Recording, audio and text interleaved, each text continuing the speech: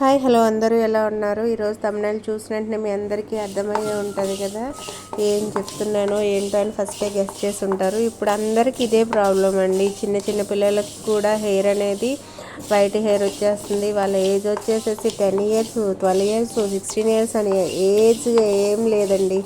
ఎవరికి పడితే వాళ్ళకి వస్తుంది. ఇప్పుడు తినే ఫుడ్ని బట్టి వీటిని బట్టి చిన్నపిల్లలకి వైట్ హెయిర్ వచ్చేస్తుంది. వాళ్ళేమో ఏం చేయాలో తెలియక ఇప్పుడు బయట కెమికల్స్ ఇవన్నీ కలిసి ఉన్నాయి కదండి కలర్స్లోని.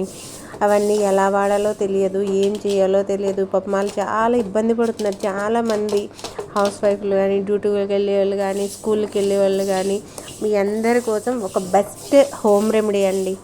బయటికి వెళ్ళి కొనాలి తేవాలి అని ఏం అవసరం లేదు. ఒక బెస్ట్ హోమ్ రెమెడీ అనేది ఈరోజు మీ ముందుకు తీసుకొచ్చాను. నేను తీసుకొచ్చిన ఈ కంటెంట్ అనేది మీకు నచ్చితే కనుక లైక్ చేయండి, షేర్ చేయండి, సబ్స్క్రైబ్ చేయండి. ఇప్పుడు చూసారు కదా, నేను ఒక పెనంలో కొన్ని ఆవాలు అలాగే కొంచెం కరివేపాకు ఇవి వేసుకుని బాగా ఫ్రై చేస్తూ ఉండాలి. అంటే మనం మీడియం ఇప్పుడు హైలో పెట్టామనుకో అవి ఏమవుతాయి, కొన్ని మాడిపోతాయి, కొన్ని ఏమో పచ్చిగానే ఉంటాయి. అలా కాకుండా మీడియం ఫ్లేమ్లో పెట్టి బాగా చూడండి. ఇప్పుడు నేను ఎలా ఫ్రై చేస్తున్నానో అలా ఫ్రై చేయాలి.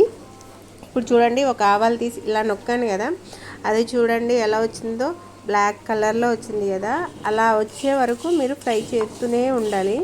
నేను చాలాసేపు చేశానండి, ఎప్పటికీ బ్లాక్ కలర్ రావట్లేదు. వస్తుంది అనుకున్నప్పటికీ తర్వాత వచ్చింది. అలాగా ఒక 10 నిమిషాలు చేసిన తర్వాత అంగో చూడండి కలర్ షేడ్ అయినాయి. అప్పుడు తీసి అవన్నీ మిక్సీలో వేసి ఇప్పుడు పౌడర్ చేసుకున్నా.